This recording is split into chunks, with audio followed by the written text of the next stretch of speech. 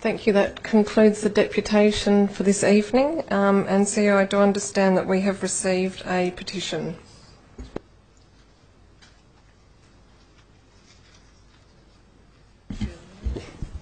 Yes, through you, Mayor Cole, we've received a petition from Paul and Margaret Harrison of Emerson Street, North Perth, along with 9 signatures from residents of Emerson Street, requesting that the female and male toilets at the Beatty Park Pavilion be relocated to another location within Beatty Park, or alternatively changing the access to the toilets so that the entrances are on the southern park side of the pavilion for health and safety reasons and negative impact on family home due to current close proximity to residences in Emerson Street. Council members, through you, Mayor Cole, in dealing with the petition, the options you've got available are to either receive the petition, to receive it and request a report back, to receive it and refer it to an advisory group or other for council or for further consideration, or that the petition be received and be dealt with by council this evening. I'll put option 1. That seems the most sensible course of action. Sorry, do we have to say where? Through you, Mayor Cole, if the recommendation or resolution is that the petition be received, then the matter will simply be received by council and acknowledged by administration, and any further work arising from that will most likely occur during the public open space strategy review and the work that flows from that. I'm just looking at option 2. That doesn't sound like the best option.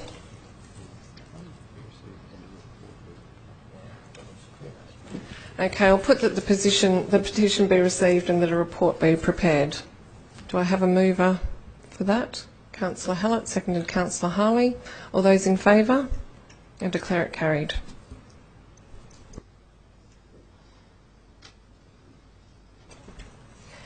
We now move on to confirmation of minutes. We have 2 sets of minutes this evening. The first are the ordinary council meeting of the 17th of October 2017.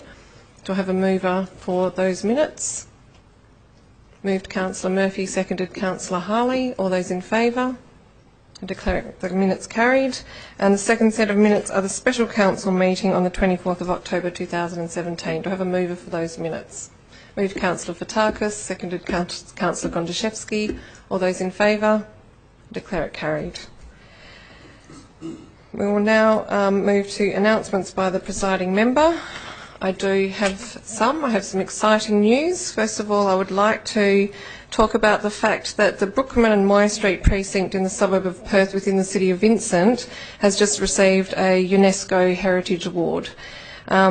The UNESCO, which is the United Nations Educational, Scientific and Cultural Organisation, the jury has bestowed an award of distinction on our 2 streets within the city of Vincent, where we have 58 Federation at Queen Anne style cottages from the 1890s.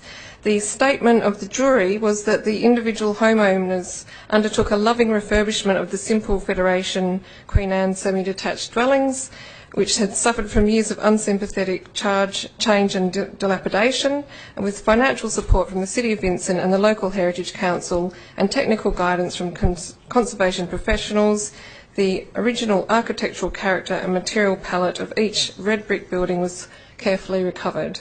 And they have stated that the revival of the Brookman-Moir precinct underscores the importance of recognising and safeguarding everyday urban fabric as part of a holistic strategy in sustaining historic urban landscapes.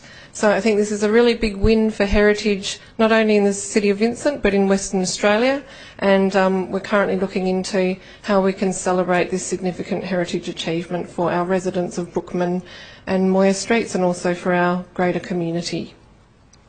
I also just wanted to flag that next week on, I believe, is it Wednesday night? Thursday evening, the 23rd of November, we're holding a community workshop to talk about tree selection, which is an issue that is of great interest in our community.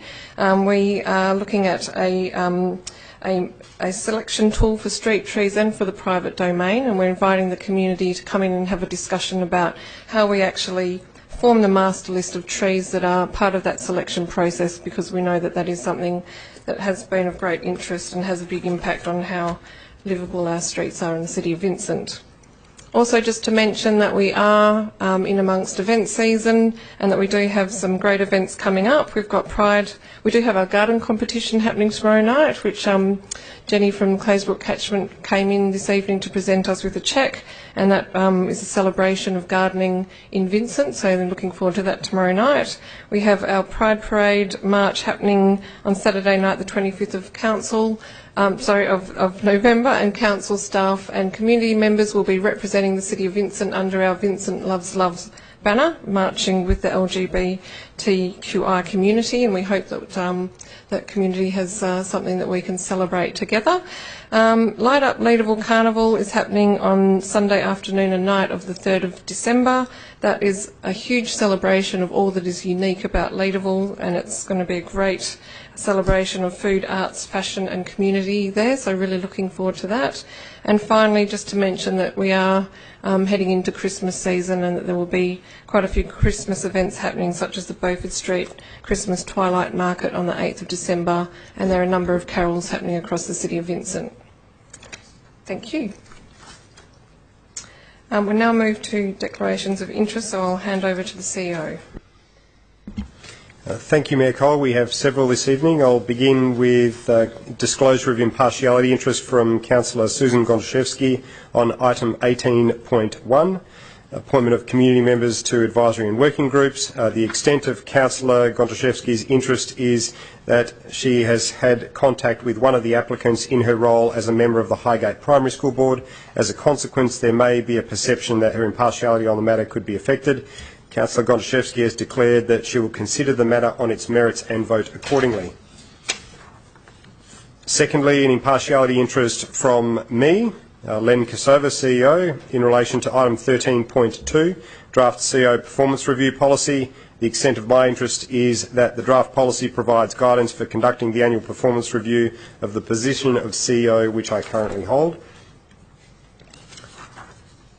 The next disclosure of impartiality interest is from Mayor Emma Cole in relation to item 12.1, Loftus Community Centre. The extent of Mayor Cole's interest is that her children have been enrolled in programs in the past, and one is currently enrolled in a program where the operator has a room hire arrangement with Loftus Community Centre. As a consequence, there may be a perception that Mayor Cole's impartiality on the matter could be affected. Mayor Cole has declared that she will consider the matter on its merits and vote accordingly.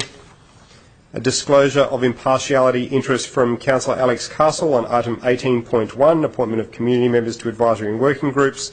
The extent of Councillor Castle's interest is that, firstly, she's had contact with nominees for the Business Advisory Group through her work with the Mount Hawthorn Hub and Leederville Connect. And secondly, some of the people who have nominated for the Children and Young People Advisory Group and the Environmental Advisory Group provided assistance to Councillor Castle during her election campaign. As a consequence, there may be a perception that her impartiality on the matter could be affected. Councillor Castle has declared that she will consider the matter on its merits and vote accordingly. A further disclosure of impartiality interest from Councillor Castle in relation to item 12.1, Loftus Community Centre. The extent of Councillor Castle's interest being that her child currently attends a drama program operated by a company that hires a room at the Loftus Community Centre. As a consequence, there may be a perception that Councillor Castle's impartiality on the matter could be affected.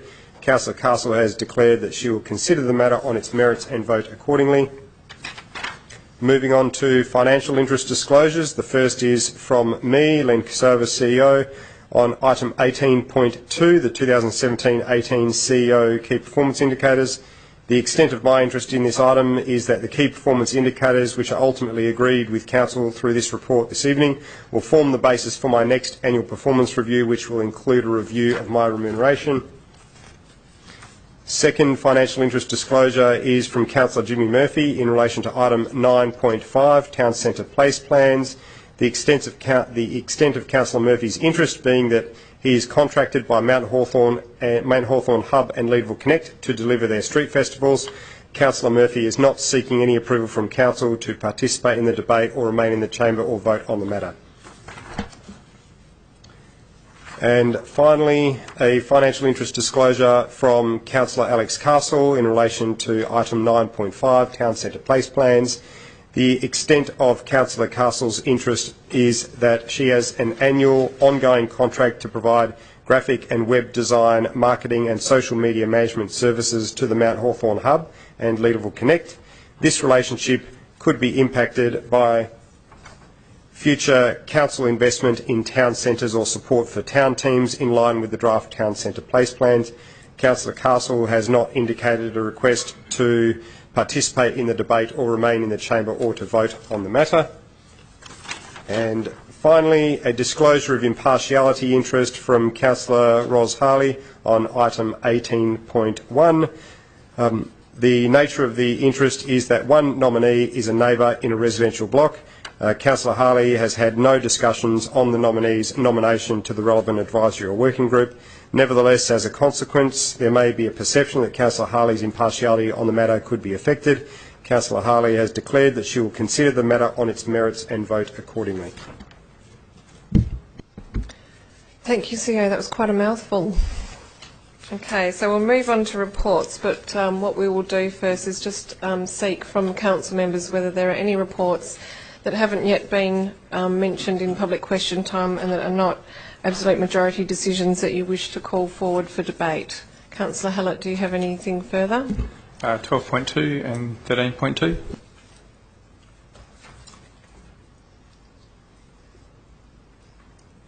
Councillor Castle? Councillor Harley? Nothing, Mayor. Councillor Murphy? Councillor Fotakis? Councillor Toppelberg? 9.2 and there's one other. No, that's just 9.2. Thanks. Councillor Gontaszewski? I'd also just like to call out 10.2, traffic calming Randall Street. 13.1 we'll need to deal with. And I think that's, yep.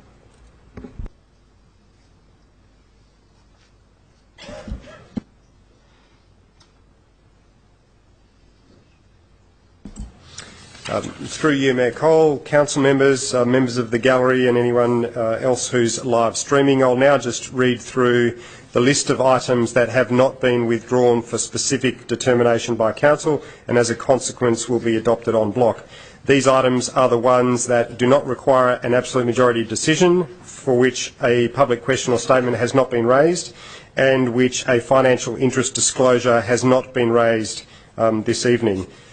As a result, the items that Council will now consider adopting en bloc in line with the officer recommendations are item 9.3, number 6 Church Street, Perth, item 10.1 Hyde Park Oblong Turtle Population Study, item 10.3 Safe Active Streets, 11.1, 11.2, 11.3 and 11.4 and 13.3.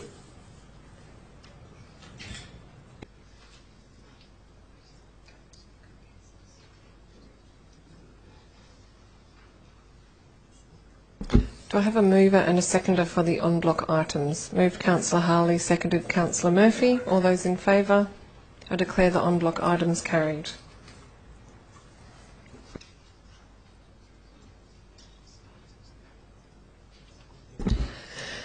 So what we will now do is that we will start with the items that have been raised by the members of the public in the gallery tonight in the order in which they were raised. So the first item that we'll be dealing with tonight is item 12.4, which is Florida Athena Football Club Litters Stadium Master Plan.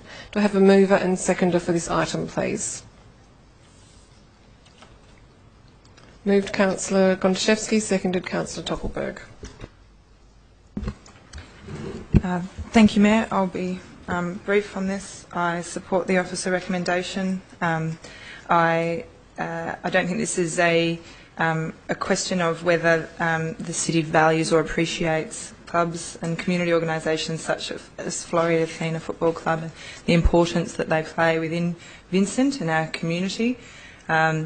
We have an obligation to the whole community and we need to ensure that we're able to have an open and informed conversation with them about the ongoing use of the stadium and how this impacts and is impacted by the reserve more broadly. I think that there's been some great work done to date, and I think that we will see an ongoing conversation about, I understand there's an amendment that may be put forward in relation to, I guess, timing of reports, but I think that what we see here is an opportunity for information to be gathered and provided to the city that allows us to understand the club and its move, as was said from the gallery, in relation to a progressive and modern governance structure and planning in relation to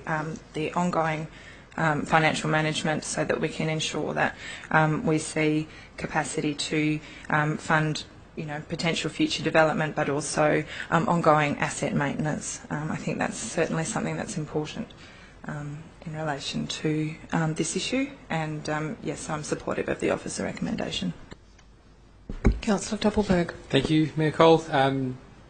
Look, I've been somewhat surprised by some of the lobbying that we've had in recent days in terms of where it's come from and the nature of the misinformation, I guess, that is out there. And I think hopefully today's meeting, thank you to the Mayor for organising, but the only thing I really want to talk about in this forum is the perception or idea that somehow either the council as the decision maker or the city as a whole was inaccessible to the club or to the community that feel attachment to the club. I think that that's something that it wasn't a situation or hasn't been a situation where the officers of the city have been placed in between the decision makers and the club, or indeed the community that supports it and is affiliated to it. And I think that a lot of those issues have hopefully been addressed, and there's clarity about the understanding of the value not only that the club plays within the Greek community, within its local community and its immediate surrounds, but also in football in general within Western Australia, and that historical attachment to that broad community and the sense of place that the stadium itself provides. I think that's clearly understood, and we are, as I said in today's meeting, we are all here with the same aim, and that is to find solutions that are right for all stakeholders. I think the report's very clear about the areas that the city what the city needs or needed to be able to make a decision at this point that isn't quite there, and what we're looking for over the next, we'll say 2 to 3 years to be able to make some of those decisions. And that's I will actually note one of the comments made today within the meeting was effectively advice provided that in the event that no solution is given, the club will be out of the stadium in 3 years' time, and that's not the case. That's not what anybody is looking to do. That is not what the intent of this process is. This is about the club seeking an opportunity from the community of Vincent and us as the custodians of that facility, being able to hand over exclusive management of that facility to an entity which currently is the Floreat Athena Football Club, and what we would require in order for that to happen. That's no suggestion that Floreat Athena at any time would not be based within that facility, or that's something for the club to work out. And I will also note that the focus of the master plan, quite rightly, is on the physical premises, but really what we are hopefully here to do is to help the club to ensure the future and surviving and thriving of the club itself, because that's ultimately what people are genuinely connected to, and particularly through juniors and what goes through the club, and ultimately what it provides for people as they live their life and spend their life in and around a sporting club of any code and any nature, is something that we highly value in Vincent. I think we've got a great record of supporting that, and what this process is hoping to do is to make sure that's sustainable, as we keep saying, for all stakeholders, and that nobody's left holding a multi-million-dollar bill or obligation without the appropriate planning to support it. So I will move the amendment that's on the Lavender. Do I have a seconder for the Lavender Amendment? Thank you, Councillor Hallett. So I'll just read it because it was late. It was a result of discussions today, so it would be a new recommendation 8 that says it requires administration to present a further report to Council no later than June 2019, providing an update on progress by Floreat Athena Football Club Inc. towards 8.1, provision of the information referenced in Recommendation 2, and 8.2, completion of the initiatives identified within Recommendation 7, as the basis for decision making regarding the further one-year lease option from 1 January 2020 to December 31 or 31 December 2020. So there was some conjecture, and I think certainly the commercial real estate folk will view a 2-year lease with the 1-year option at the discretion of the lessor as actually being a 2-year lease. But I guess the sentiment that is provided here, or the idea, is that this gives the club and the city clear guidelines and clear parameters about what our expectations are of the club within that time frame, and it's also not at the death knock, which is days or weeks before the lease is up, that these decisions are being made. And as the President said numerous times in the last couple of days, we'll know in 12 to 18 months exactly what path that we're on. And I think that that collaborative process that we've committed to will hopefully light that path for everybody. And I think this gives everybody clarity about the dates that we're heading towards, and also being cognisant of the fact that barring some extraordinary event, it also means the people in the room tonight will be the decision makers at that same forum, because it falls well prior to the next elected member elections. So I think that that's it's fair. It puts everything on the table. As I say, technically the recommendation is on effectively a 2-year lease, given it's the lessor's discretion, but the sentiment and the intent is to allow the club, whilst the city is undergoing the master planning process for Britannia in general, it allows the club the opportunity to meet the obligations that the city has asked of it. Councillor Hallett, do you wish to comment? Does anyone wish to comment on the amendment before us on the Lavender?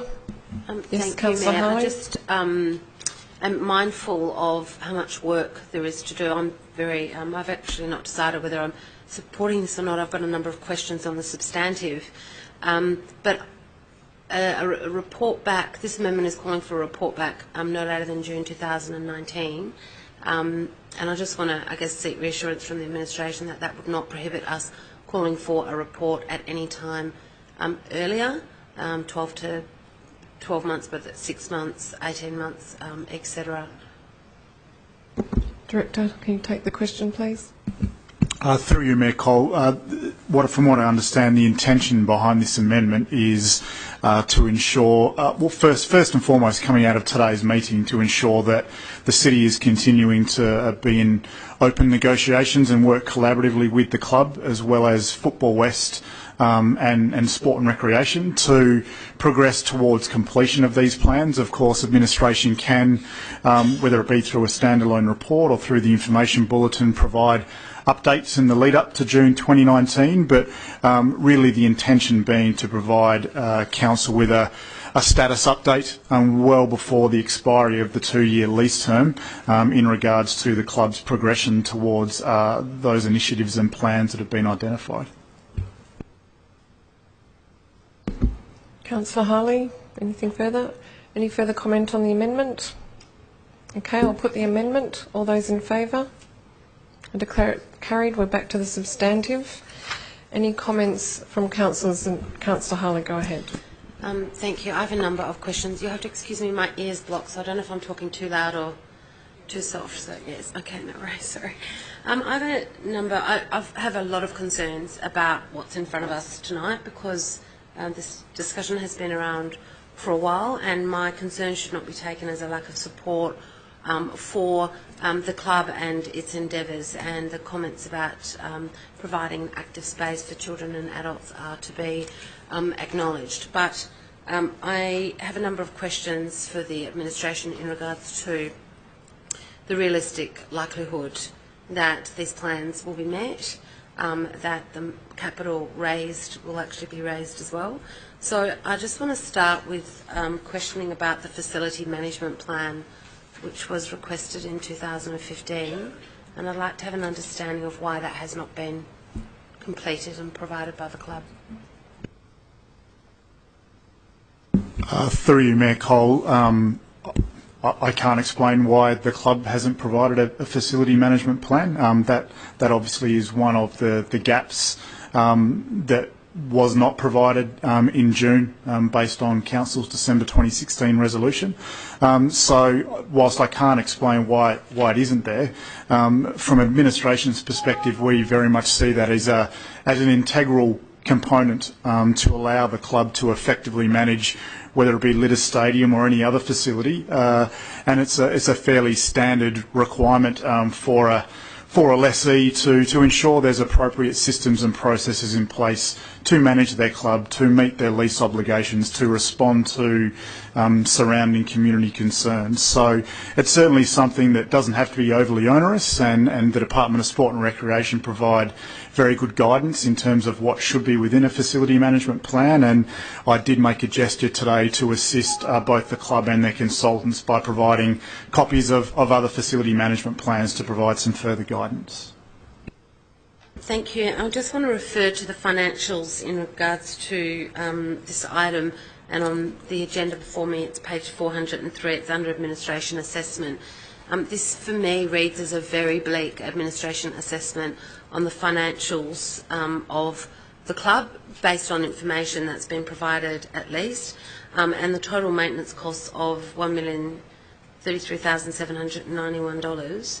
Can I just seek clarification on what time frame are those maintenance costs needed to be outlaid in? Through you, Mayor Cole, those figures are extracted from the life cycle cost analysis that has been prepared over a 15-year period. As of today, over what's left of the life cycle plan in regards to this amount of expenditure? Through you, Mayor Cole, so the life cycle cost analysis works from a base year one, so from my recollection, that being that the first year after a redeveloped facility, and then projects all of the operational expenditure, capital expenditure and maintenance obligations over a 15-year period from the redevelopment year. So that $1 million is over 15 years of maintenance of a redeveloped facility. Thank you. So I think I'll just have to rephrase the question. So as at November 2017, how many years left in this life cycle plan? So you say the 15 years starts after redevelopment. What's the date of redevelopment? So at what point are we in the 15-year life cycle plan? Through you, Mayor Cole, the approach that the club took with the master plan is that it hasn't specified implementation timeframes. Even the club was mindful of the fact that there was still some detailed work to be done, as well as fulfilling their capital models. So year one isn't necessarily represented as a specific year, but more so years 1 to 15 post redevelopment of the facility as per their master plan. So I guess the $1 million maintenance figure has been generated through 4 profit and loss statements that the club utilised. They then worked out the average of all of their expenditure items within those 4 years, and that was the basis for an annual maintenance cost. That was then extended across the 15 years of the life cycle cost analysis. Do you have an approximate cost over even the last 5 years or the last 10 years, or an equivalent period of how much Floria Athena has paid out in maintenance costs for the grounds? Through you, Mayor Cole, no, I don't have that information. I guess my final question is in regards to the figures that are here in front of us, and then the figures that are presented on what would be page 402 of the hard copy agenda, and comments again under the administration assessment using words such as, "It is very concerning that the club has not considered ongoing facility management considerations given the scale of the proposed $7.47 million and $3.87 million master plan options." This is a head and heart decision for me, because I want to give this club the best chance possible, but I am frankly pessimistic that they're going to be able to achieve this, that the facility itself obviously requires a lot of maintenance, and I'm going to ask a question at the moment about how much it's going to cost the ratepayers to maintain that facility over the next few years as well. I'll come to that in a moment.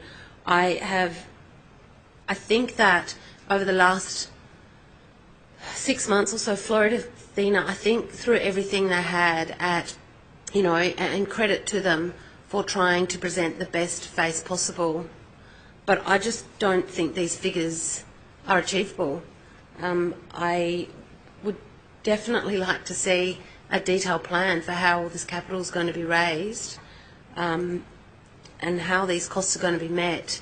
And my question about how much money the ratepayers are going to have to pay through the city for this facility, through you, Chair, to the Director, I would like that on the record about over the next 3 years, how much will we as an administration need to pay to upkeep that ground? Through you, Mayor Cole, based on the officer recommendation of a 2 + 1 year lease, substantially the asset maintenance obligations and capital obligations will remain with the club, not with the city. So, through you, Chair, can I just clarify that? So are you saying over the next 3 years this facility will not cost the city any money? Through you, Mayor Cole, I can't categorically say that because obviously the club is entitled, if something unforeseen occurs, to come back and seek assistance, and there may indeed be some provisions under the lease. For example, if the city is not able to provide the lessee with quiet enjoyment. A recent example would be the toilets or change rooms that required some council intervention and assistance. So whilst I can't categorically state that the city will not be required to make any contributions, for the most part the nature of the lease that's being proposed, the obligations in terms of asset maintenance and any capital upgrades will remain with the club, not with the city. Sorry, my final question through you, Chair, in regards to the areas of our asset that had concrete cancer, which we then had to cordon off so it couldn't be used because they presented a safety issue. Can I get an update on where that is at in regards to those repairs, if any, that are happening? What's happening with that part of the facility? Through you, Mayor Cole, there are no further repairs required or planned from a city perspective. Any redundant areas have been made redundant and some replacement facilities provided through assistance from the city. So from an administration perspective, we do not foresee any major maintenance works within the next 3-year period. Having said that, aside from some of the asset condition data provided as part of the master plan, the city has not undertaken any detailed assessment of the assets within Lidders Stadium. Having said that, the club has provided some of that detail within the master plan, and it does raise some maintenance requirements that the club needs to consider, but there were no major structural concerns identified within those reports provided as part of the master plan. Thank you. I believe this is delaying the inevitable. That's my honest view about this, having considered this matter. This is not the first time this stadium has come before council. It obviously comes up every budget year, and I live in Mount Hawthorn, so I understand some of the community issues. I think it would be a terrible shame for us to delay the inevitable and for the club to find themselves in exactly this circumstance a little bit further down the track, not having explored all options for what would be perhaps a more sustainable arrangement, co-location, etc. I'm willing to give it a go, but I will be asking for progress reports at more regular intervals because I believe it's in our city's interest, our ratepayers' interest, and in the club's interest that progress be made and it be well monitored so that we do not sit here in June 2019, and I still will be in council at that time, unless something horrible happens, but I'll still be here, and I will want to go through everything in a lot of detail, and I think it's very good that the administration, that we are working with the club so closely, and at some point, if both parties feel that that work with the club is about finding them a new home, then I think that is a positive thing as well. And I'm actually feel sorry that the club's in this situation, but it is, if those figures are correct, and if the amount of money that has to be raised in a relatively short period of time are correct, I think it's not going to be a pleasant conversation in June 2019. Thank you, Councillor Harley. Councillors, any comment, further debate? Look, I do have some comments to make. I do feel it's important, given that this has been an item that has been before Council a number of times over the last year. I do want to state on the record that the issue of Florida Athena Football Club's long history at Loftus Stadium is absolutely recognised. We know that you have a huge passion for football and for your home ground at Loftus Stadium, and that you've been in place there since the early 80s. And we also recognise that it has had an important part to play in the Greek community, not only in Vincent but in broader Perth. Also recognise the significance of Loftus Stadium as the former Lake Munga Velodrome, which was built for the British Empire and Commonwealth Games, and that was used back in 1962 for that purpose. And that Florida Athena is a very successful and proud soccer club, and has many generations of family have been part of the club, that you have teams in the National League, that you have players in all stages in the club, and that you have had some very incredible players come through the ranks of Florida Athena, and people like Stan Lazaridis spring to mind. So the decision before Council tonight does not at all diminish or take away from the respect in relation to those factors, and I'd also like to thank community members for coming in tonight. To Colin and Lloyd, thank you for coming in and speaking on behalf of the club as well. And what it really boils down to this evening is that it's come down to a recommendation to Council to a lease for 2+1 years, with the final year being at the city's discretion, and the club is seeking a 3-year lease. So really, when you boil down to what's the point in contention, it's actually narrowed quite significantly for this particular decision before Council tonight. Look, this is the second extension since the lease expired in December 2016, and there are 2 decisions of Council on record post that first expiry of the long-term lease, which really set out some very clear expectations about what Council wanted to see from the club.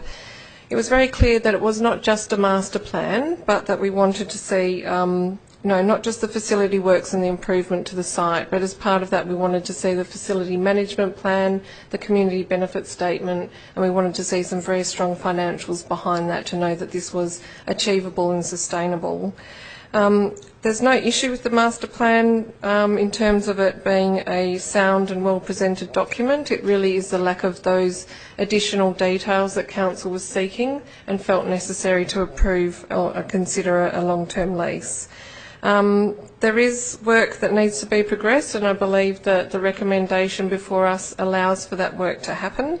The request for the facility management plan and the strong financial management plan will really eke out some of the issues that the club needs to deal with, and that is in relation to the capital funding model, whether the reliance on fundraising is achievable, whether there are other sustainable revenue streams, not just to fund the capital investment required, but also the ongoing maintenance and the on-costs associated with a long-term lease. That is an important factor for me, that it's not just the capital outlay, it's the maintenance and the ongoing costs, because a long-term lease does have that responsibility of the lessee to take on those costs and responsibilities, and we know that can be a difficult ask for a club run on volunteers. So we're very conscious of that, and these are issues that we're not just dealing with in terms of Florida Athena, but we're also assisting some of our other clubs and community members through. I'd also just like to acknowledge that the club development plan that was provided as an attachment, which was developed by your consultant, is a really good starting point, and it highlights a body of work that needs to be done in terms of the organisational focus on governance, asset management, community engagement and long-term financial planning. So that has already been mapped out, and we commend that body of work, and it is the starting point, and we look forward to seeing that come on train. So the concern is not just about the long-term lease of the facility from the council's perspective as the custodian of the facility and in the community interest, but it's also, for me, about the long-term sustainability, health and success of Florida Athena Football Club. I firmly believe that the two issues go hand in glove. The work requested by Council in terms of the work that we'd like to see happen over this further lease extension which is before us for consideration, I think it will actually be of great benefit to the club. I really sincerely believe that, and it's pleasing to see from the club that there is a desire and a willingness to do this body of work. I just would also like to acknowledge that the consultation with the community that was undertaken and the acknowledgement of the club in Joe Wilker's report that the club has not in the past always been consistent and proactive in community engagement, but that you have shown a willingness to change and to reach out, and we're seeing the benefits of that coming through people like Lloyd and Colin coming in and speaking this evening. So we're pleased to see that those steps are taking place. Through discussion with the club, and that was with staff and the club separately, and today with myself and Councillor Toppelberg talking with Dimitri and Michael and Paul Kotsoglio. We've also had representations on your behalf, including the Consul of Greece, Antonius Koliadis, and we have, we've had discussions with your representatives, and you've done a very good job of calling in your advocates, and we commend you for that. And they've spoken highly and praised you in terms of the work that you wish to undertake. So look, I believe that the 2+1 option gives the club the opportunity to complete the work requested of council that was clearly outlined in our former decisions of the 13th of December last year and the 7th of March this year. But it gives the club the opportunity to work through the work detailed in your club development plan, and it gives you the opportunity to ascertain if the suggested capital funding is achievable and if the long-term lease is sustainable for the club. And if you find through this further work that it's not, then it also gives you time to explore what other options you have to continue at Loftus Stadium or to look at co-location. So that remains open within the time frame provided under this lease extension. I think it also gives the club the opportunity to set key milestones within the parameters of the lease, and for there to be ongoing dialogue with the City of Vincent at these key points. So from my point of view, I see the 2+1 as keeping the club and the city on track and incentivised to meet those milestones. There has been a suggestion of a working group between Florida Athena Football Club, the City of Vincent, Sport and Rec and Football WA. We discussed that at the meeting this morning, so that's not been formalised, but I think it's a fantastic idea and would love to explore that with the club and to see some regular meetings happening. I would just like to finally say that the city is sincere in our desire to work with the club, that we really do appreciate the direction that the club is heading in, and we know from experience within dealing with issues ourselves as a local government that the path is not an easy one, that it's difficult and it does involve change and looking at things differently, and that's a body of work that we as a council have really been doing within the City of Vincent since about 2014, and we know that it's not an easy path, but we're here to support and provide assistance where we can. I'd also just finally like to say thank you to Demetrius Thomas for your advocacy on behalf of the club and for the productive and positive meeting that we had this morning, also with yourself, Michael and Paul. So thank you very much. Are there any further comments before I put the motion? Right of reply? Okay, I'll put the motion. All those in favour? All those, no one voting against, I declare it carried unanimously. Thank you.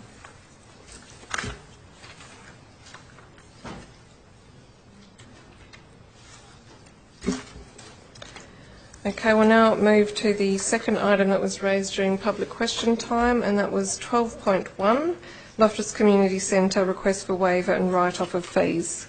Have a mover for this item. Moved Councillor Murphy, seconded Councillor Gontaszewski. Yeah, I'm just interested. I did have a question just in reference to what the Loftus Community Centre President made reference to tonight around state funding, and I just wanted to know if the administration knew why the Loftus Community Centre doesn't receive state funding as opposed to other community centres. Through you, Mayor Cole, no, sorry, I don't know the specific answer to that question, but I can seek that from the community centre. No problem, thanks. Councillor Murphy, do you wish to provide further comment as mover? No further comment. I support the item as written by the... Thank you. Councillor Gontaszewski. I support the recommendation. I note that the Loftus Community Centre does provide programs that benefit city residents, but also note that the city's residents have also been providing support to the Loftus Community Centre over a substantial period. I'm supportive of them undertaking an organisational review to ensure their ongoing sustainability within the city. Thank you, Councillor Gontaszewski. Councillors? No further comment? Look, I will just comment to say that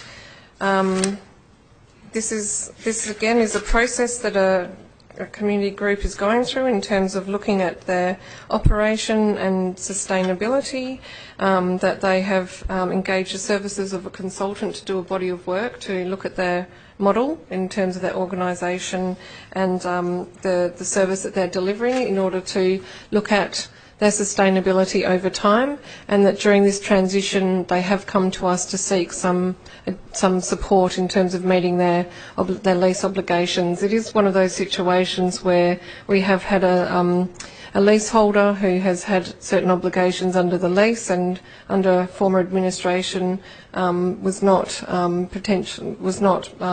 required to pay the full complement of outgoings, etc. And that in terms of transitioning towards that, we do recognise that there is a period of change involved. And so I think that the recommendation from the officers is I think it's fair, and I think it's helpful towards Loftus Community Centre, and it does demonstrate that the city does value the centre and is supportive, but at the same time it's done under the proviso that that body of work is completed organisationally, and that the council will have an opportunity to consider that at the time at which the lease comes back for further consideration. So this is a 6-month extension to allow that body of work to happen, and there are pretty clear expectations about what it is that we are seeking to understand through that body of work, and to look at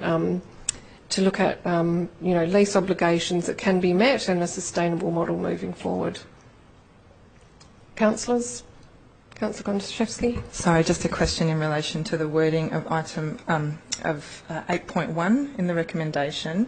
I think we may be missing a word, maybe term of the lease or something, that just seems to cut off at the end, and was wondering if we should add something in.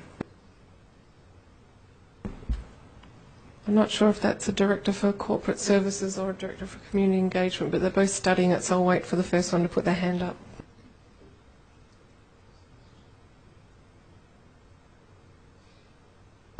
Through you, Mayor Cole, it seems as though the word term may be missing.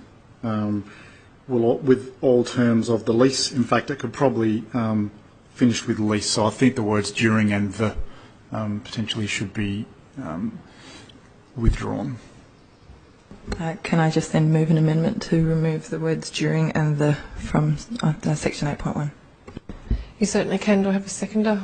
Councillor Hallett. Does anyone wish to speak to the amendment? No, I'll put it. All those in favour? Declare it carried. So back to the substantive. Is there any further comment? Okay, I'll put it. All those in favour? Declare it carried unanimously.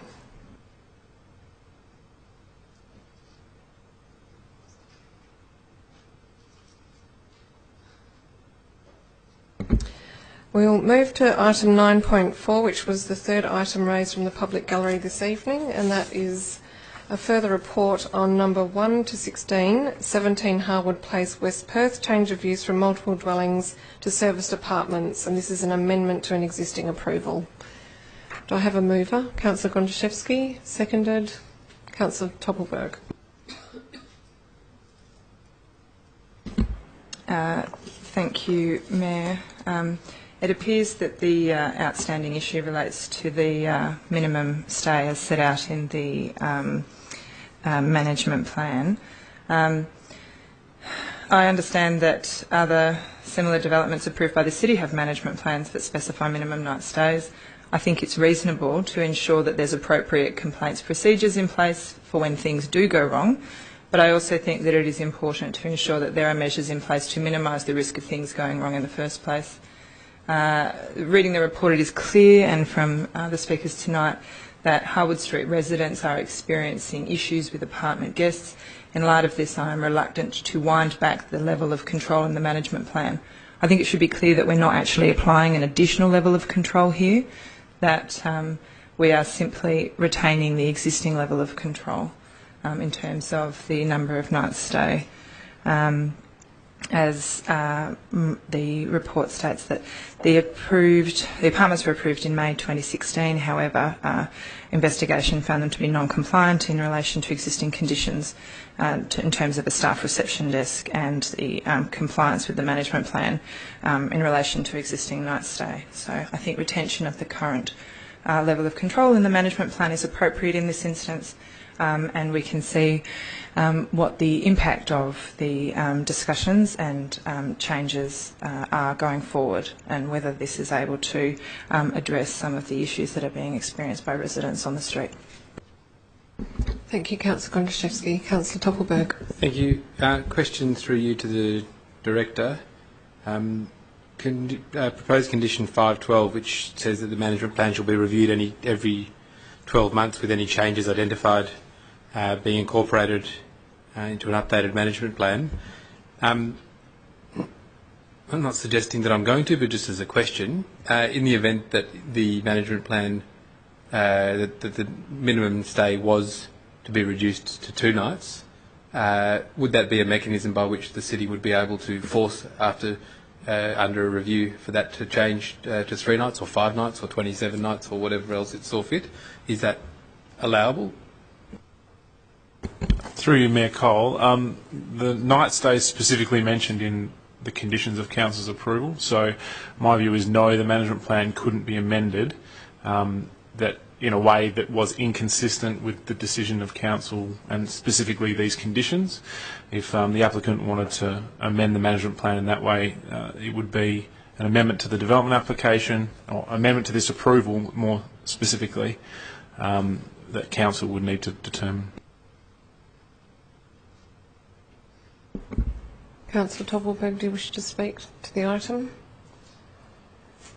I'll reserve my right. Thank you. Councillors?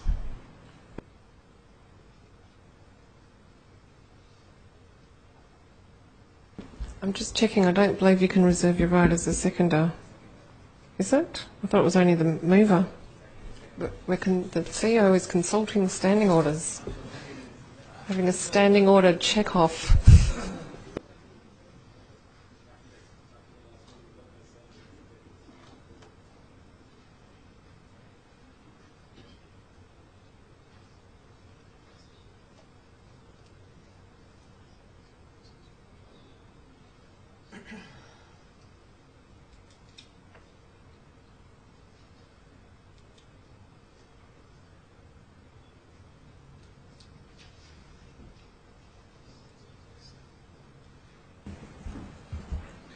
Sorry, just 4.72. A member other than the presiding member seconding a motion or amendment may reserve speaking to the motion or amendment to a later stage in the debate. Touche, Councillor Toppelberg. Shows you, councillors, it's worth reading the standing orders. CEO's offering to swap places with you. Okay, councillors, Harwood Place. Councillor Murphy. I better speak to the item so you can reserve your right to come in at the end. Look, I just want to say I'm supportive of the recommendation. Short-term accommodation does bring people and life and money to our city, and I don't take that lightly, but clearly there's some major issues with the culture of this accommodation. It's severely impacting the local residents. I really do appreciate urbanista working with the city and doing a really good job. But I think that we need to draw the line somewhere.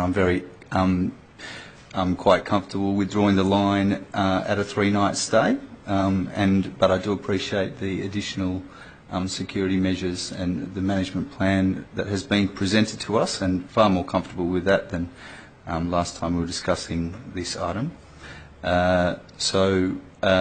Yeah, well done, but unfortunately for me, not quite there, and I think that we need to make sure that we really look at trying to change the culture in this accommodation, and hopefully in 6, 12, 2 years' time we can come back and say, wow, isn't this a great thing for our city, and let's go for a 2-night stay, maybe. Thank you, Councillor Murphy. Any further comments from councillors? Look, there was some questions asked from the public gallery, so I might just raise those questions with the director, some of which I don't know that you'll be able to answer, but there was questions from Alison Grant around the 30-minute response time to issues under the management plan. What is the procedure for CCTV monitoring, which I do believe the applicant touched on some of that during their comments in public question time, and whether security patrols have authority to act. And we've also had questions from Peter Mudger in relation to whether we consider 5.1 being a valid planning purpose, whether it fairly relates to the approval, and whether this is fair and reasonable. Through you, Mayor Cole, I have the Manager of Approval Services here, who's been across this application from the start, previous council meeting as well. So I'll pass to her to answer these questions. Thanks. Through you, Mayor Cole, in terms of the response timeframe and the ability for the security to act, the purpose for the applicant or the operator to have the security patrol is for them to give the instruction. So in the instance, they can act within the realms of the law. They can control what's occurring within their site, so they will be able to manage what is occurring within the service department operations. They won't be able to control what's occurring out in the street because that relates to a police matter. In terms of the ability to impose a condition and whether it's fair and reasonable, obviously in considering the operations of the service departments, as the applicant has outlined in their submission justifying the change to the minimum night stay, they've clearly articulated that service departments and hotels operate differently, and as a result the service department is more of a longer term stay rather than short term periodic, and there's a direct correlation between that and the ability to impose a condition on the minimum night stay, and as a result of the potential impact and the impact that we're aware of through the consultation process, that the residents have raised that there are issues, and so this is a mechanism in order for the city to be able to ensure that any impact is minimised and mitigated to a point that is reasonable within a residential context. Thank you, Manager. Just in follow-up to the procedure for CCTV monitoring, that was in part answered by the urbanista representing the applicant, which was really around that would be monitored from the other property, but was there anything that you wish to add to that the applicant already stated? Through you, Mayor Cole, the administration's recommendation, condition 5.8, addresses that specific element to ensure that it is monitored 24 hours, and it has been provided, and it will be provided through an updated management plan. Thank you, Manager. Councillor Topper? Just a question seeking clarity. So the validity of it as a planning condition is because of the difference between definition under the scheme of service department and hotel, and because it's defined by the intent for a longer period of stay, referring to it specifically in a planning condition is therefore deemed to be a planning consideration. Is that the... I'm only asking because I'm assuming where this will end up if we do go ahead as recommended, and just want to make sure that I understand what our grounds for justification are. Through you, Mayor Cole, one of the considerations under the City's policy framework for temporary accommodation is to ensure that short-term accommodation, as together with any other temporary accommodation, doesn't have any undue impact on the residential amenity of the locality. So that would be the nexus to impose the condition through the management plan, to ensure that the minimum night stay, together with other measures, ensures that that residential amenity is protected and there's no adverse impact on it. So, if there was a change of, would they require a change of use to become a hotel, if that was the desire? Through you, Mayor Cole, yes, they would. Because a hotel is a separate classification, use class classification under the scheme.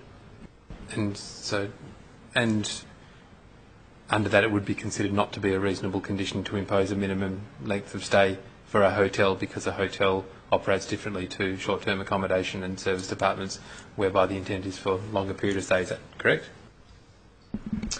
Through you, Mayor Cole, potentially. A hotel is managed very differently to short-term accommodation, so it would also depend on the scale and the context of the hotel as to whether or not a condition specifying minimum night stay would be required. I'll speak now because that's just easier than keeping on going. So look, I think that this has been a really poor example over time of the way that City, Police, the owners, the previous management have, and if you look back at the actual development approval and the fact that it was built as an apartment block and then started to operate as service departments, I think that it hasn't been a great example of appropriate development and controls moving through. Look, I do understand the request, and I guess when the Councillor Murphy spoke earlier about the idea of coming back at a later date if things have improved, or if things are at a level where the applicant is seeking council to exercise its discretion and to actually reduce the minimum nights from 3 to 2 or whatever it may be.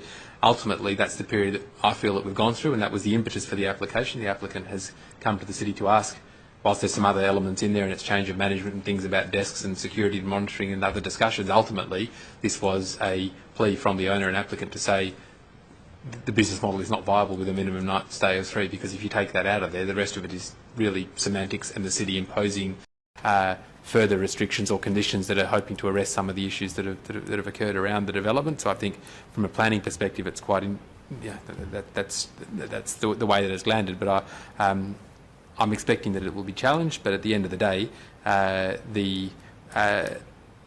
whilst it is anecdotal, certainly it is a short street. There's no question, and we've heard numerous stories, and again, I accept that some of those are unsubstantiated, and it is an obligation if we are going to make planning decisions that directly relate to circumstances, particularly that occur outside or that are either unsubstantiated or occurring on the street. I'm not suggesting that all of those complaints directly relate to the activity within this, within the proposed or within the existing development, but I also there's nothing that I've seen other than changes in the wording of the management plan and promises made, and I think that the resident who spoke earlier talking about a lot of the issues. So the existing issues, a lot of the things that we're talking about are in the existing management plan, and yes, we understand that the applicant has made promises that they will actually stick to it going forward. But for me, I think the officer recommendation is fair. I think the community has put up with a lot from the time that the original DA went in to build residential dwellings that turned out to be serviced apartments, and I'm on balance, I'm comfortable with the officer recommendation. As I say, I do suspect it will be challenged, but I think that what's there is fair. And if the intent and the average night is currently, the average length of stay is 4 nights, and the intent is to attract people for a longer period, then I don't think there's a necessity to remove the 3-night stay at this stage. Thank you, Councillor Toppelberg. I just wanted to state that we've had a technical difficulty with our web stream this evening, and understand that the sound hasn't been working, and that our remote technicians have now fixed that problem. So for anyone who's been streaming the meeting this evening, I do apologise for the lack of sound, and we'll be finding out whether the sound will be available with the archived version that's shared on the website, on the city's website. So we'll see if we can get an update on that. Thank you, Councillor Toppelberg. Are there any further comments in relation to Harwood Place, rather?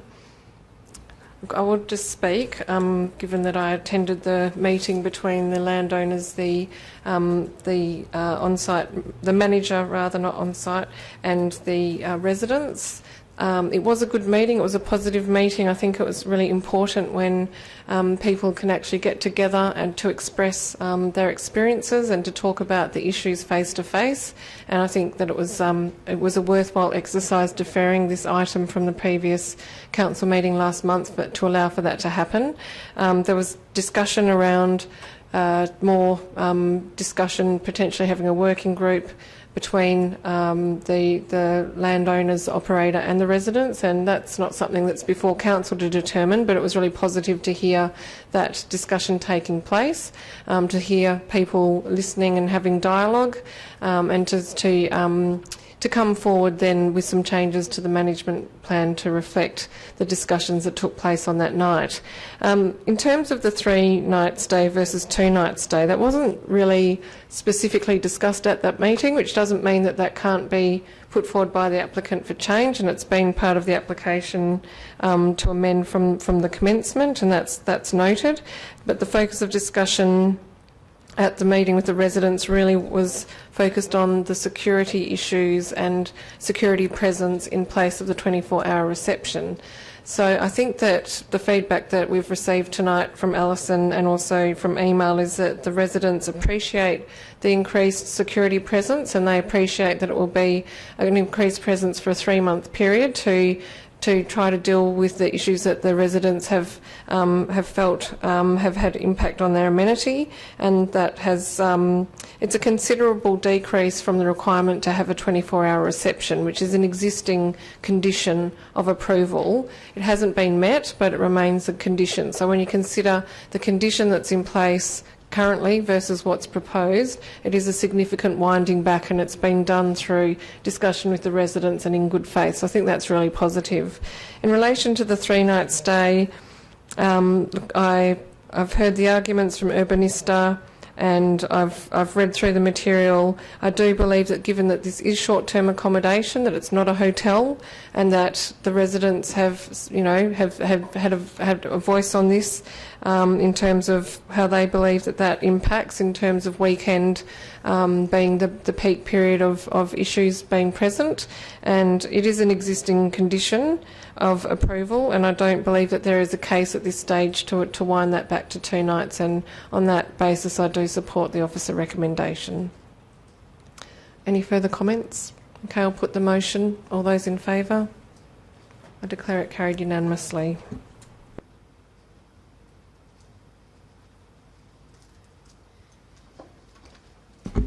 We'll now move through the reports in sequential order. Sorry, 13.2 was raised from the gallery. Oh, sorry, yes, you're right. Yes, you're correct. 13.2 was raised by a member of the public gallery this evening, and that's draft CEO performance review policy. Do I have a mover? Councillor Toppelberg. Seconder, Councillor Gondrzejewski. Thank you. Yeah, look, I've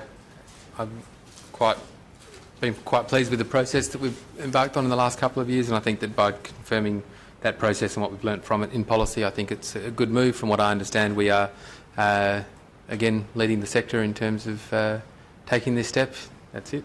But yeah, it's not about policy for the sake of policy. I think that we certainly in my time here, we've seen a broad variety of interpretations of what should and shouldn't be done, from people holding the office, from elected members, from consultants, and from community, and clearly some of that needs to be clarified as evidenced today. But I will move the amendment that's on the rose, if I may. I just have to comment on the colour descriptions this evening. I consulted Google, and that is definitely rose. Rather beautiful. It sits alongside my fuchsia from earlier. Yes. Do I have a seconder for the amendment? Councillor Gondrzejewski, were you seconding? Yes, thank you. Sorry, I thought you moved your hand. So I did speak about this briefly last week, but so I'll just read the amendment. So it includes a new clause 3.7, which would say it is incumbent upon council members and senior staff to actively participate in the CEO performance review process and to provide feedback in accordance with the provisions of this policy. I guess it doesn't mean that everybody has to sit there and do it. I guess that from having gone through this process over the last couple of years, statistically, where you have outliers, where you don't have strong participation levels, it's quite difficult to, and you make assumptions and overlay it with your own experience, either of the CEO's performance or, and because the feedback is provided anonymously, you try in your own mind to, not to work out who it is, but people who are, I guess the simplest example is if you get feedback from 4 people and there's 2 people at 2 and 2 people at 8, you end up in the middle with an average performance, and it may well be that the 2 disgruntled or the 2 overly happy people were outliers in the broad population. And I guess for me, why I'm comfortable with, again, because it's provided anonymously, there's no one's going around with a big stick if people don't do it. But I think that at the level of remuneration from a staff point of view and the level of responsibility that we have as ultimately the employer of the CEO, I do think that noting in the policy that it is incumbent upon people in senior positions in the organisation to actually participate actively in that process, because certainly if people are aggrieved, it's important that people know about it, or if people are happy or just generally satisfied, we ultimately make assumptions about an employee and the person who's responsible for the employment and well-being of hundreds of people within the administration. We're making decisions about their performance against what we set out as the KPIs, and I think that it is incumbent upon people at that senior level to participate in that process. Again, I think there's a lot of that is done either by online survey, but there's also a requirement for the opportunity to be there to be done over the telephone or otherwise. And if people actively choosing not to participate, there's nothing that prevents people from doing that. But I think having that, and I assume the flow on from this would be that would be explained clearly either in elected member induction process or indeed an employee induction process when they move into those senior roles. And again, it's not compulsory. It's just noting that it would be incumbent upon people in those positions, and I think that's a good move. Councillor Kontoshevsky, do you wish to comment? Does anyone wish to comment on the amendment? Okay, I'll put it. All those in favour? Declare it carried unanimously. We're back to the substantive. Councillors. Councillor Hallett. Just wanted to flag the amendment proposed by Dan Loden. Councillor Loden.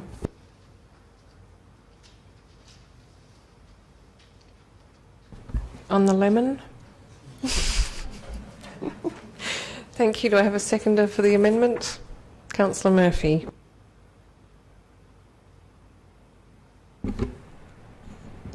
I support the amendment. I don't have strong feelings about it, but it provides a bit of flexibility around the numbers appointed from council to the panel. Councillor Murphy? Yeah, agreed. It gives us a bit more flexibility. Don't have an issue with it. Councillors, any further comment on the amendment? I'll put it. All those in favour? Declare it carried unanimously. Back to the substantive. Are there any comments on the substantive? Okay, I'll just make a very few brief comments that you're right, Councillor Toppelberg, we are looking to be the first council to have a CEO performance review policy, and I understand that through the process in drafting this policy it was provided to Welga for some feedback, and that was positively received, and I think this is something that I would hope to inform other councils about, particularly my role on regional councils, and now that I'm on the CEO performance review panel for the Mindarie Regional Council, this is the sort of policy that we can seek to demonstrate to other councils that this is a worthwhile policy to have in place. I think that it keeps the lines of responsibility and accountability and timeframes really clear, and that it ensures that the CEO performance review is given the importance that it deserves, and that it's dealt with in a really timely fashion. So pleased to see this body of work done, and I'd also like to thank the CEO for his assistance in this process. Unless there are any further comments, I'll put the motion. All those in favour? Declare it carried unanimously.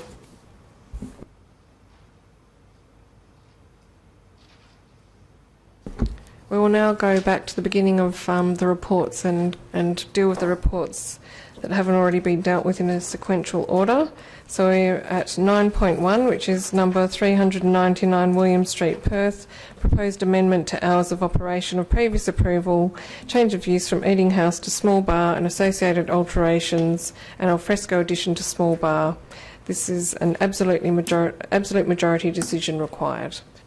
Moved Councillor Murphy, seconded Councillor Toppelberg. Yeah, happy to support this item. I think I have no issues with this. It's within the current liquor licensing laws. It's a vibrant part of our community, and I can't see any. I can't foresee any issues with the local residents. So yeah, full support. Thank you, Councillor Toppelberg. Councillors? Councillor Gontaszewski? Look, I'm supportive of this application, but I guess from my perspective, I didn't necessarily see anything sort of about the application that made it particularly special. So I guess from my perspective, I think in terms of this policy, when it's reviewed, whether it would be considered, whether the trading hours and I guess the extended trading hours and the extension of Saturday night controls to Sundays before public holidays, as is proposed in this instance, would be proposed for small bars in commercial areas in general. So that I guess for just in terms of precedent, I wouldn't necessarily say that this was something that sort of stood out to me. It was just something that seemed to make sense. And as Councillor Murphy said, if it's also within the remit of existing liquor licensing law, so I think we should consider it at least. Councillor Gontaszewski, I agree. I think otherwise we're going to see a lot more of these applications coming through, and as you can see, this one was not, it has to go through the application fee and the time frame and come to council, and officers need to process it, and when it comes to us you think, well, that just makes perfect sense for Perth to be a vibrant place on a public holiday weekend. It just makes sense to allow for operating of small bars and restaurants till midnight or whatever time is appropriate for the area on a where there's a public holiday Monday following. So if this is something that we need to look at through our policy director, is that something that we would need to do, or would this be something we'd have to deal with on an application by application basis? Through you, Mayor Cole, in relation to this specific item, it's before council because it's an amendment to an existing approval that council's made. Generally, the city's policy doesn't specifically talk about Sundays before public holidays, so it's certainly something that can be considered each time an application is put forward. A review of the policy, which is something that will be occurring in the next 12 months, will hopefully address the issue and update council's position on the matter, but nevertheless, in the interim, we certainly are considering this issue, as it's come up a few times now, to ensure that each decision that's made between now and when the policy is reviewed is consistent with a reasonable approach to these issues. Thank you, Director. Any further comments? Councillor Harley? Through you, Chair, to the Director, can I ask Director whether this could be dealt with via the delegations, and whether that wouldn't be a simpler mechanism to use? Through you, Mayor Cole, yes, the delegations could be structured in such a way that amendments to council's previous decisions could be determined by administration under certain conditions. So that's something that certainly can be put together, and we're reviewing the delegations at the moment with that in mind, because there are a number of applications that come before council that are minor, such as this, that absolutely could be determined under delegated authority. Oh, sorry, I was just saying to the CEO, though, that small bars, given that they're currently an unlisted use, it would need to come back to council for a small bar. yes, this application as a small bar definitely would need to come back to council. Currently under TPS 1, TPS 2 includes small bar as a land use, specific land use, and so when TPS 2 is finally adopted by the minister, that will change the situation. So, but taverns, hotels, etc., could all be determined under delegated authority currently as well. So. Thank you, Director. Any further comments? I'll put it. All those in favour? Declare it carried. Okay, the next item is 9.2, 60 and 62 Robinson Avenue, Perth, and numbers 5 and 7 Brisbane Terrace, Perth. Proposed amendment to a condition of approval for 4 group dwellings. Do I have a mover for this item? Councillor Toppelberg, seconded Councillor Hallett. Thank you. Just a question in relation to the proposed condition. Is the wording of it sufficient, because it actually is requiring those dilapidation reports to be undertaken, but it's requiring access and it's requiring something over third-party land? So I'm assuming if one of the owners of one of those properties didn't want the report, they'd be able to opt out of it. Should the wording be changed such that it's a dilapidation reports are offered, or potentially some other wording that doesn't actually, because the way it says it shall include the following, and those reports have to be included, which is actually a planning condition that makes it incumbent upon a third party to accept somebody else entering their property? Through you, Mayor Cole, that is a valid issue, a valid concern. This is a condition that's been applied previously, but it should be updated, you're correct, to, instead of requiring it to be included, as you suggest, perhaps it should say maybe requiring construction management plan shall include the option for dilapidation reports at the applicant. Correct. So I'll move that as an amendment if I can. So that's 6.5. So construction management plans and shall include the option for a dilapidation report to be provided at the applicant. So, yeah, the option of the following would be the words. So after the word include and before the following, it'll say the option of.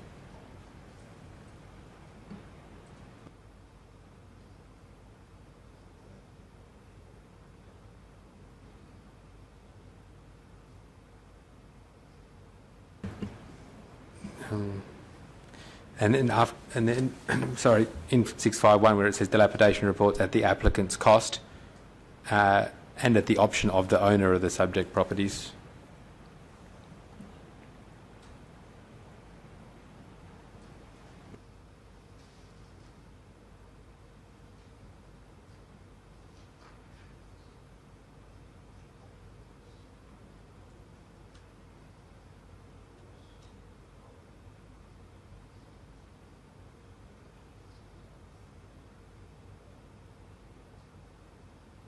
Excuse me, Councillor Toppelberg, I just would like to ask a question.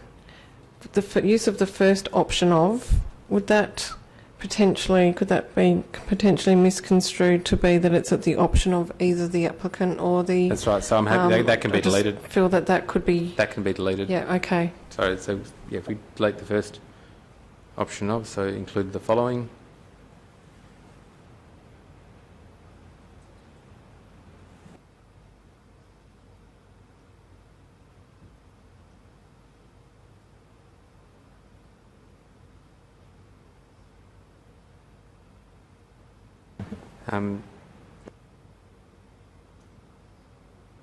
So the word property and owner should be back, so that the option of the property owner.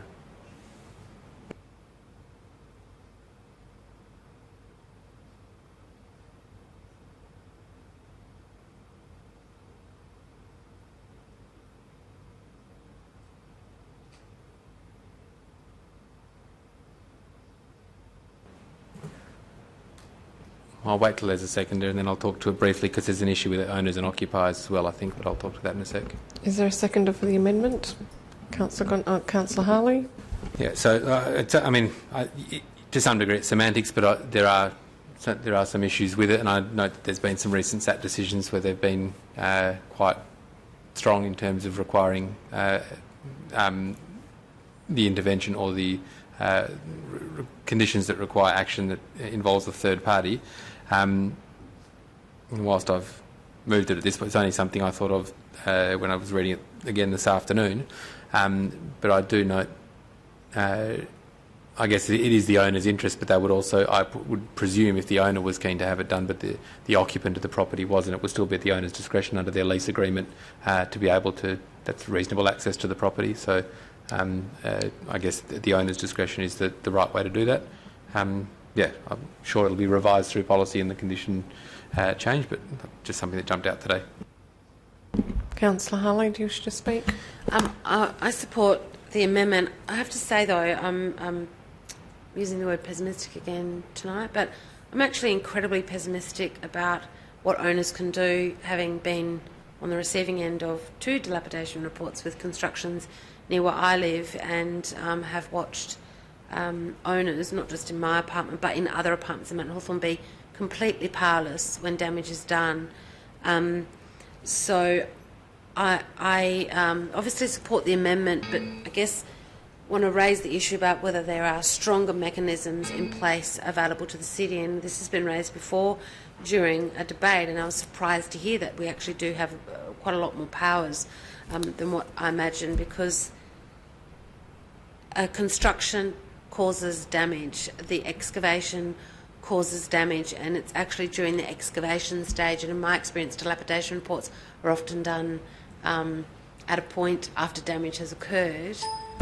I just think we have to find a better way as a city when we're issuing building licences to protect owners of existing properties, particularly heritage properties, because living with the damage that occurs as a result of excavation and then construction is incredibly stressful for owners and incredibly difficult to pursue any damages unless you're willing to pay huge costs.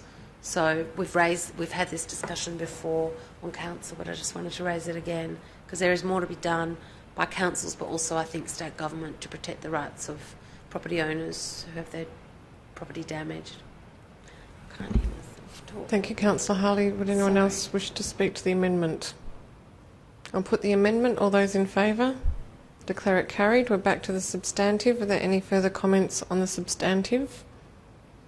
I will just add to that this would be a really good example of why the ability to demolish without a DA is really important, particularly in the city of Vincent, where we do have heritage areas, and that when lobbying the state government on that issue, we could use this as an example, because what we're effectively dealing with here is a vacant lot that's already been cleared before the dilapidation reports are being required. All right, I'll put the item. All those in favour? Declare it carried.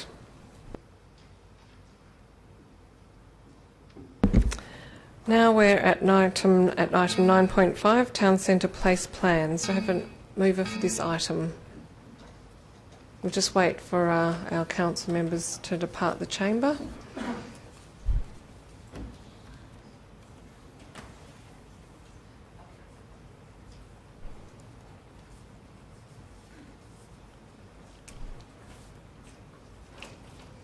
Were you interested in moving, Councillor Hallett? Yes, thank you.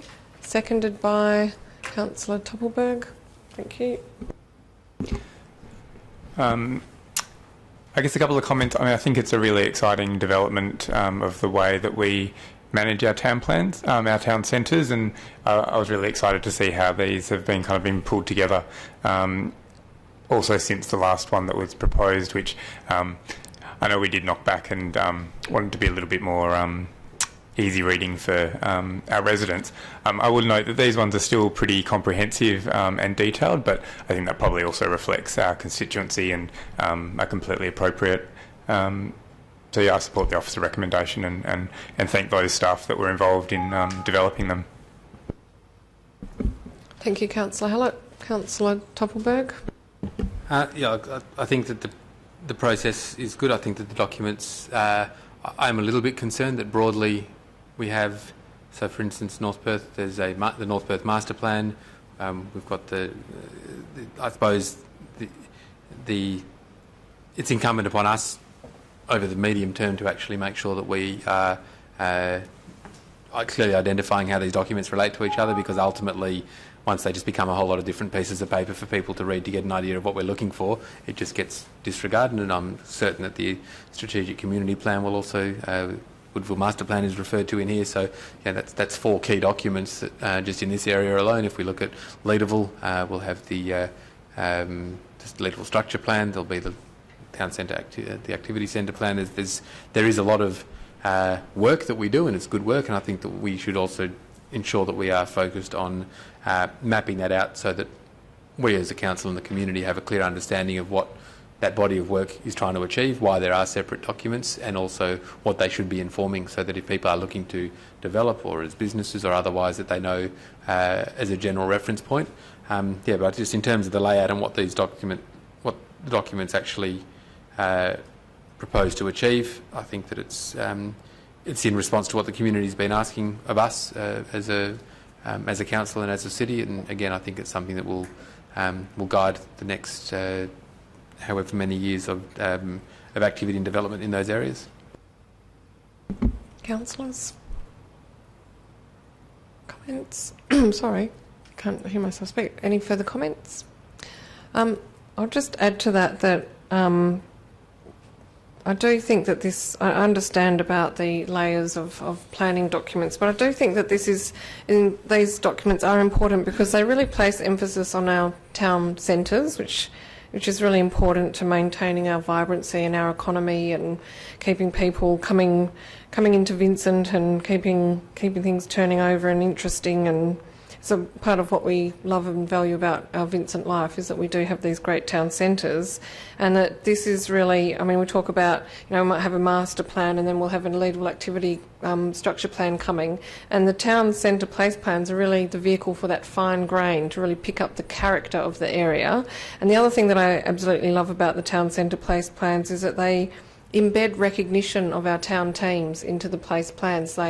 They are really highlighted as an important part of our town teams, the role that they play, that it's a collaboration and partnership with the City of Vincent, and that their action plans feed into and are basically adopted into the town centre place plans, and that's where the funding and resources is allocated. So I do see it as a really important part of our place-based strategy and our connection to our town centres, and our acknowledgement and recognition of our town teams and the important role that they play in providing that unique character and understanding of the areas that they live and work within.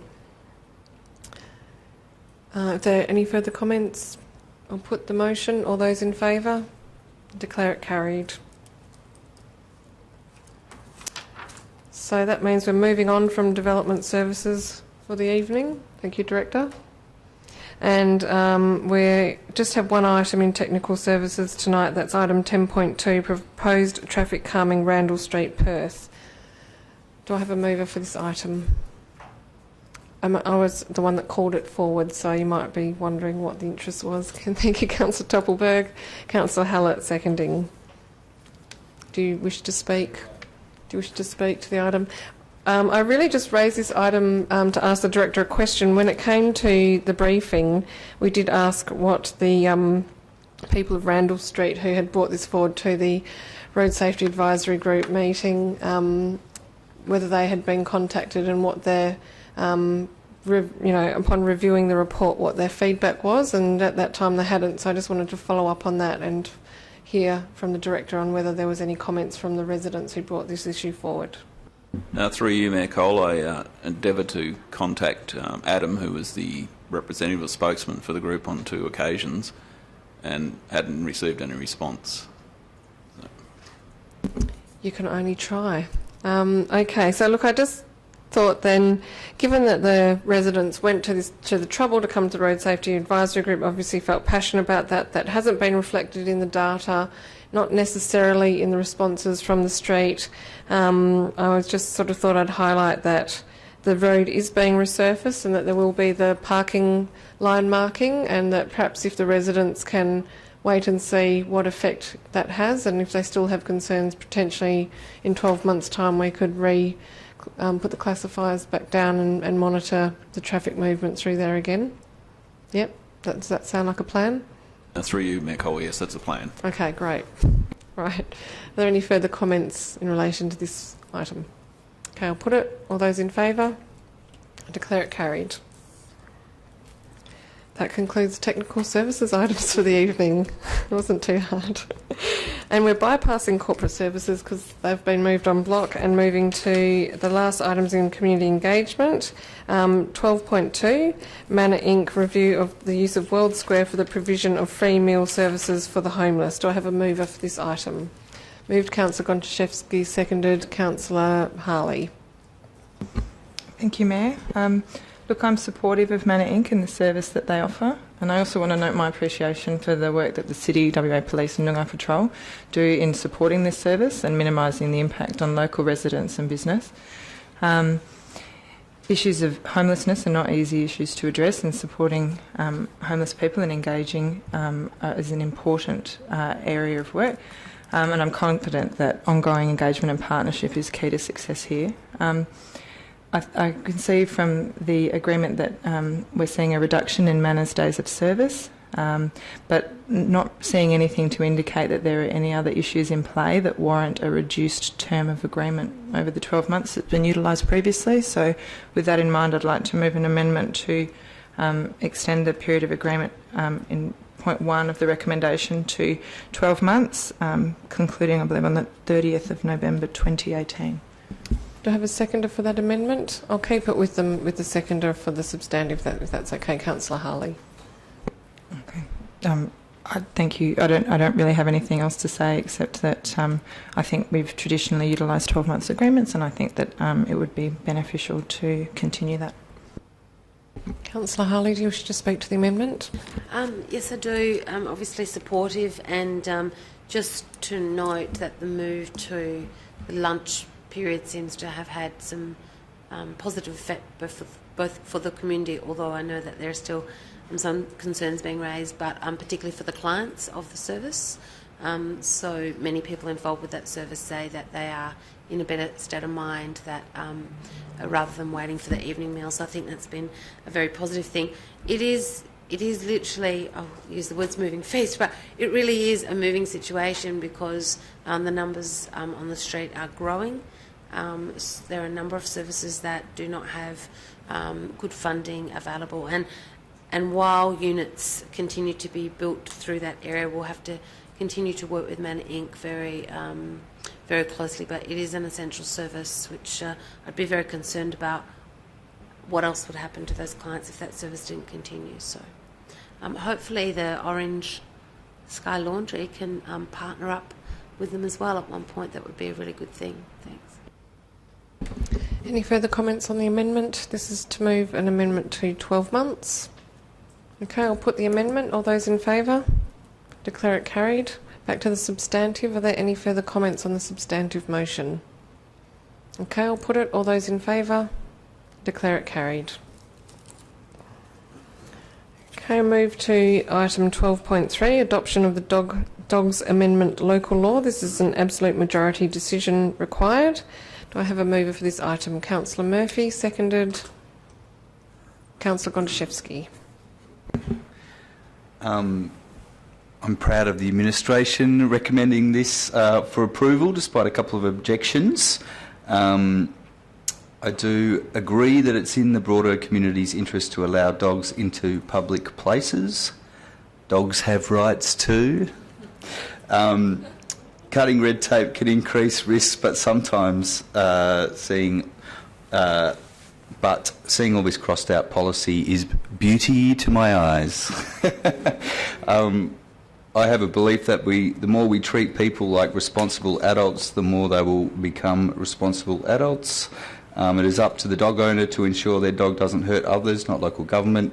And given the fact the Dog Act allows for up to 2 years imprisonment and $20,000 fines, I consider this more than enough incentive for dog owners to ensure they reduce any risks of their dog attacking any fellow canine or human. So fully supportive of this item, and congratulations. Thank you, Councillor Murphy. Councillor Gontaszewski. Any further comment? Okay, I'll put the motion. All those in favour? I declare it carried. That concludes the community engagement items for this evening. Director, well done. Moving on to Chief Executive Officer items. The first item is 13.1, appointment of council members to advisory and working groups and external bodies. Do I have a mover for this item? Moved Councillor Hallett, seconded Councillor Toppelberg.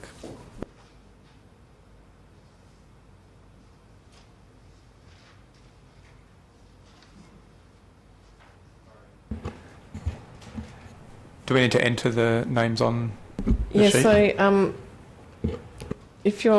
if you're happy to, I can go through the expressions of interest, if that's the way that we should approach this. I'm happy to go through the expressions of interest that I've received, and then if anyone else wishes to nominate, then we can go from there. Is everyone happy with that approach? Okay, so if we go to the first item.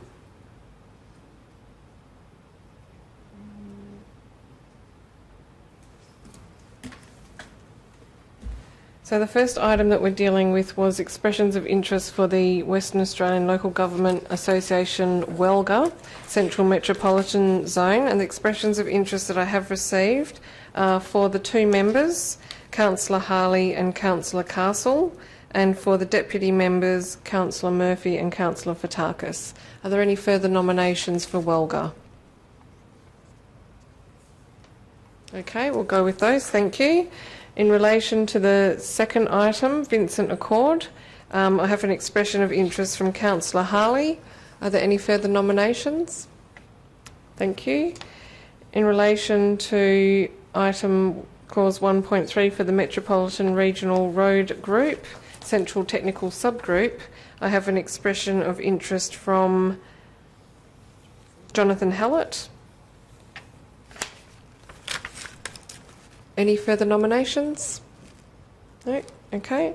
In relation to clause 1.4, Swan River Trust, I have a nomination from Councillor Murphy. Are there any further nominations? Thank you. In relation to representatives on the advisory groups, 2.1 Arts Advisory Group, I have expressions of interest from Councillor Murphy and Councillor Fotakis. Any further nominations? In relation to... Oh, and the chair of the advisory group, I've had a nomination from Councillor Murphy. In relation to... Sorry, I'll just wait for... I won't go too fast. In relation to clause 2.2, Business Advisory Group, I have nominations from 3 council members. I've got Councillor Toppelberg is interested in the chair, Councillor Murphy and Councillor Fotakis. Are there any further nominations? Okay. In relation to clause 2.3, Children and Young People Advisory Group, I have expressions of interest from Councillor Castle for the chair and Councillor Gontaszewski. Are there any further nominations? In relation to the Environmental Advisory Group in clause 2.4, I have expressions of interest from Councillor Loden for chair and Councillor Hallett. Are there any further nominations? So, Madam Chair, do you want to maybe wait for Emma to catch up? Sorry, Emma.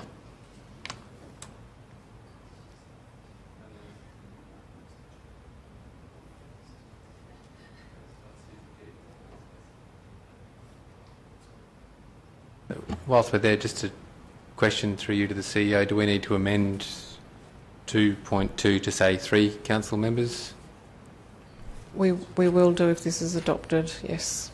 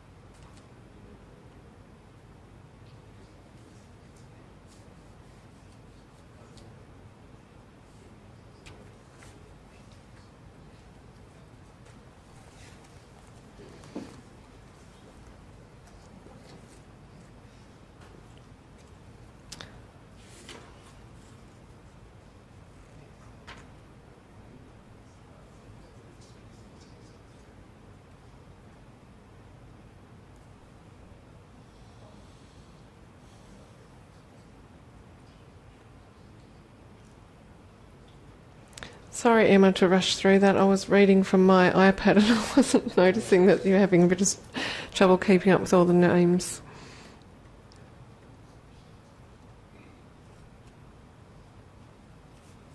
Okay, so up to 2.5, Safer Vincent Crime Prevention Partnership. So I've had expressions of interest from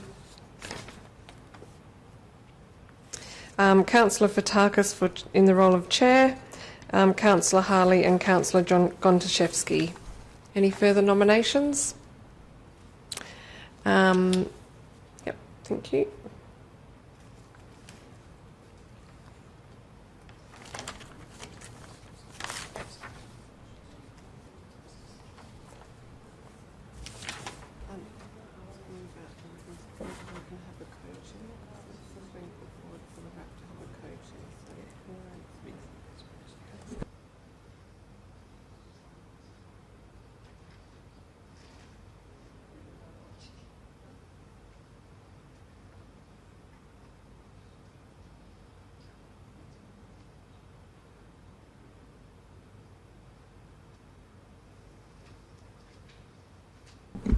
And now at clause 3.1, we're dealing with the Reconciliation Action Plan Working Group. I've had expression of interest from Councillor Harley and Councillor Loden to co-chair, and we might just need to seek some direction from the Director of Community Engagement on co-chairing, and a further expression of interest from Councillor Toppelberg.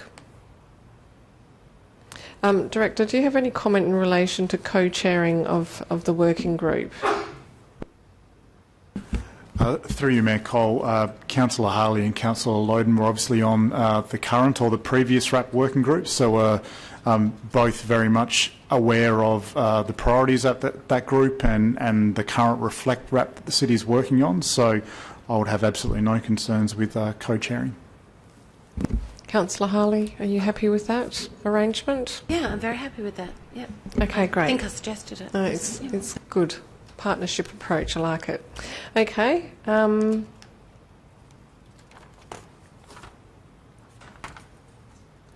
I think we'll just need to, we'll give Emma some time to do that, and then we'll just need to deal with the amendment that Councillor Toppelberg may bring forward.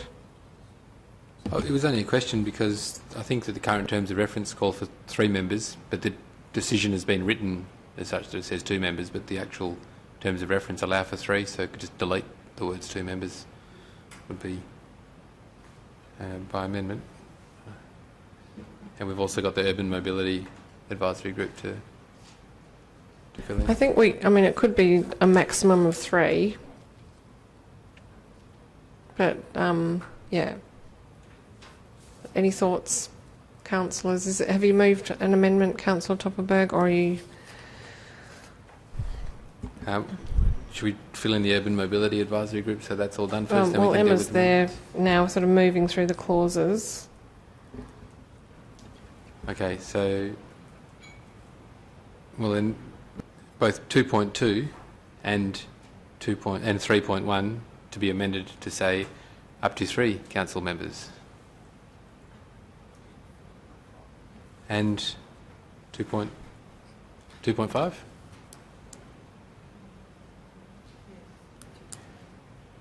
The CEO just wishes to comment. Thank you. Thank you, Mayor Cole. Apologies for the interruption, council members, but Councillor Toppelberg's raised a valid point in that the bracketed text after recommendation 2.1, 2.2, 2.3, etc., where it makes reference to a number of council members or up to a number of council members. I think the simplest approach, quite simply, would be to delete all of the bracketed text where it appears in recommendation 2 in its entirety, and in its place you could modify or amend recommendation 4, which currently reads amend the terms of reference for each advisory group, etc.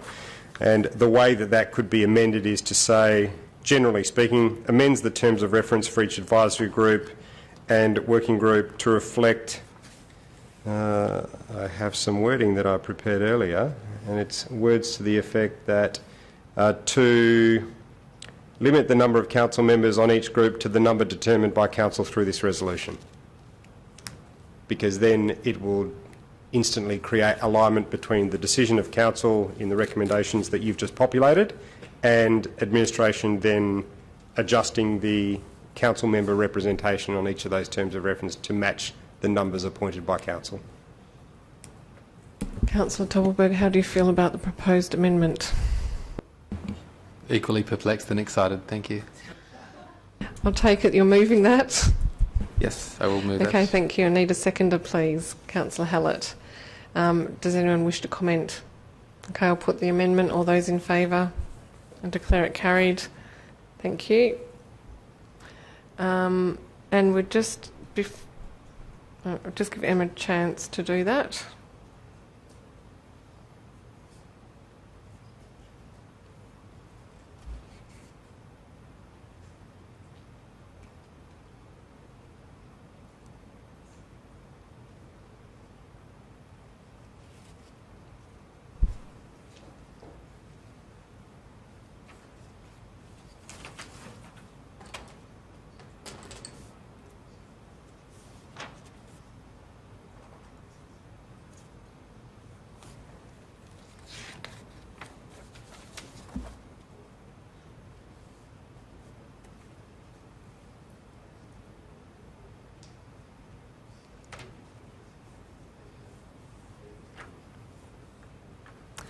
Thank you, Emma. The only thing left to enter is for the Urban Mobility Advisory Group.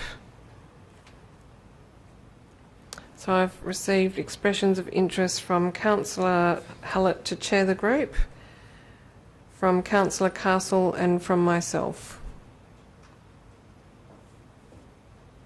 Are there any further nominations for the Urban Mobility Group? You don't like it, Councillor Harley? Anything. Yeah, that's the point. Could be roller skates. UMAG. Mayor, sorry. I'd like to nominate for the Urban Mobility Advisory Group as well, just on spot. Okay, that will take it to 4 members. I just have such an interest in our urban mobility strategy. No, it's okay. I'll withdraw my nomination if we're at 4. It's too many. But I do look forward to reading any reports in the minutes of these meetings. You know, as council members, you're also very welcome to attend any advisory group. When we looked at, reducing the numbers of council members on groups, there's always an open invitation to council members to attend any advisory group that's of interest, and that the dates are in the shared calendar. So particularly when that is being discussed, you're more than welcome to attend the UMAG. Okay, I think we're almost there. So I've got the full list of nominations now, and unless there are any further nominations, I will put the motion. Okay, all those in favour? I declare it carried.